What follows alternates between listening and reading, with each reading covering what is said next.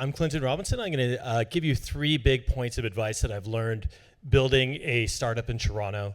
So just quickly about me and like why am I even qualified to talk about anything. So I've always been a software developer. I'm a serial founder. I've been an entrepreneur forever. I think my last real job was over a decade ago, like in 2005. Ever since then, I've been building my own companies. What's interesting is Lane is the first venture-backed company that I've ever had. I actually just noticed the timer is not running. So I've got like extra time. That's amazing. So this is our founding team, really solid, awesome group of people. I'm not going to really talk about what Lane is, but it's good to know that it's a workplace experience platform that you can put in offices, and we've seen tremendous growth over this last year. Really puts it into perspective. We started in 1 building in Toronto when we started, and now we're in over 100 buildings. We're launching over 200 more buildings all across the world now. So we've seen some tremendous growth in the last year. And just to give you an idea of like the scope of what we're looking at, and it's so cool that it's August right now because we started this journey about a year ago. We were just 4 people, and now we're 20, and we're going to probably finish the year at like 35 people. And it was a crazy year. Yeah, we joined Techstars, which was phenomenal. What a wild ride Techstars is. We closed $3 million in funding at different parts across the year. So we're at our seed stage right now. And I've got like 3 big points of advice for everybody. So the first, ironically, is about taking advice. So there's this amazing part of Techstars for anybody who's been in it. You go through this thing called Mentor Madness. And you meet 80 mentors in a month, and you go in 20-minute meetings, meeting after meeting, for a whole month. You meet these people. And these people are fantastic founders. They're VCs. They're really intelligent people. And you go in and you have 20 minutes to pitch them. And they basically just tear your pitch apart. And the thing that you learn the most is that you have no idea how to pitch, and you know now what makes you cry, which is great. After we finished this, what was really interesting, we took the advice and we looked at it, and we were amazed at how much contradictory advice there was. Everybody gave us conflicting answers to the same question all the time. And I think what's really important is there's a lot of advice in this ecosystem. There's a lot of people, everybody has advice for startups and tech companies, but make sure you know who's giving you the advice. All advice can really be is somebody's subjective experience of what they've done. And if what they've done doesn't map to your industry, or maybe your team works in a different way, or they don't understand your technology, maybe it's not great advice. And the only reason I say this is we would have quit on like day 2 if we took everybody's advice, because apparently our business idea is terrible. So just remember, take advice with a grain of salt. Taking venture capital. So I think it's an interesting story for me because I've been a bootstrapped entrepreneur. This is my first time taking venture capital. And I think you can really divide the room probably into 2 camps. People that they read this sentence and they say, well, I don't want to take venture because they're going to tell me how to run my business. And it's my business, it's my baby, it's my idea. I want to run it my way. I've got my ideas. I do things this way. And that's great, and that's totally valid, and a lot of people have created some really successful companies having that kind of opinion. And now I definitely know there's another camp in this room that when they read this sentence, they say, well, wait a minute, there's this group of super smart people called venture capitalists that have scaled all these companies to multi-billion-dollar companies, and they're gonna give me money and come in and tell me how to run my business? That's amazing, that's great, of course I wanna do that. So I think for me, it took a while to get over this and to realize that venture capital is there to help you. They're not there to invest and then tear your company apart or change how you do things. They really want to see you succeed. And if you've chosen the right partner, they're going to help you every step of the way. Building a team. So if you didn't know this is the most important part of running a startup, this is the most important part. You have to build a team of the most amazing, talented people to come work for you. And there's a lot of competition in this city, in this world.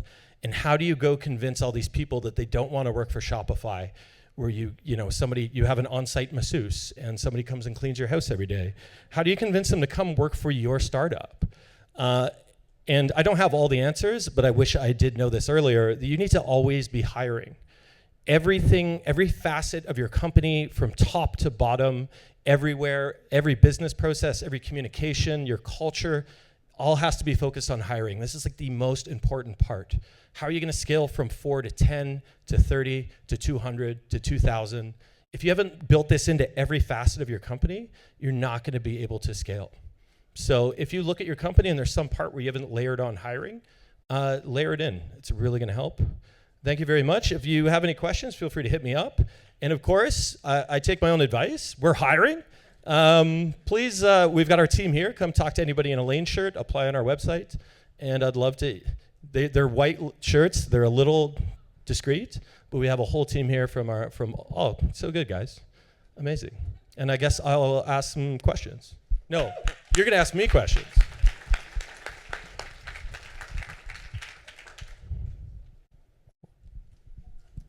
Hi there, my name's Sarim. I'm a consultant at Deloitte. My question was, if you're always hiring, how do you manage that discrepancy between training individuals to become competent at their job and then hiring new individuals? Oh, you always have to, well, that's a great question. I mean, you have to constantly be doing both. So you have to constantly be hiring. So at our company, we actually have everybody come in and meet the team. It's probably like a 3, 4, 5-step interview process. Not only do these people have to be super talented, smart, capable, they have to gel with our team. And I know that's going to change as we change from like 30 people to 100 people to 2,000. You know, things get different. But we're 22 people. Anybody coming in has to be stellar, and they have to gel with everybody that we have. How do you manage training? At a scale we are, you just throw people right in. They're part of the team immediately. You hit the ground running. We do our best to create as much onboarding material as absolutely possible. But we're a startup, so everything's constantly on fire and nothing's finished. So you come in and you join the team. I think that's why it's really important to focus on hiring so much. Our first people have to be awesome because they have to teach the next people how to be awesome. Sorry. Hi, Layden. Hey. Hi. Impressive accolades there, by the way. Really inspiring. But just a random question. Do you have a book you would recommend, or what's your favorite book? Oh, man. That's a good question. I only listen to like audiobooks now because I'm a founder, so I don't have time to read things anymore. But I'd actually, so this is kind of a half answer, but I'd say the Revolutions podcast. It's like a history on revolution. Somebody else. It's just such an awesome podcast, and it really helps you understand how we got to everywhere where we are in the world. Or I guess Guns, Germs, and Steel as well by Jared Diamond. Neither of those were business books, but yeah. One wasn't even a book. One more question. Got one over here. Hi, we know everybody likes a success story, but maybe you could share some, fuck-ups. Oh, man. Yeah, there's tons and tons. Your biggest one. This last question. Whoa.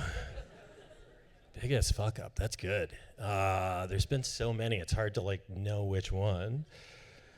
We talked about enterprise clients and how important they are. Not developing an enterprise client relationship enough, or realizing how big of a relationship it really is, and almost essentially losing an enterprise client that we really should have paid more attention to, that we should have fostered a relationship, because they are big. Yeah, they're big, they're chunky, they're huge contract value. And relative to managing the same size of SMB, it'd be like 300 SMBs would equal this one enterprise client. It felt like a big amount of time and input to nurture this relationship, but it really wasn't when you looked at it comparatively. So that was a pretty big my bad. Thank you. Cool. Thank you.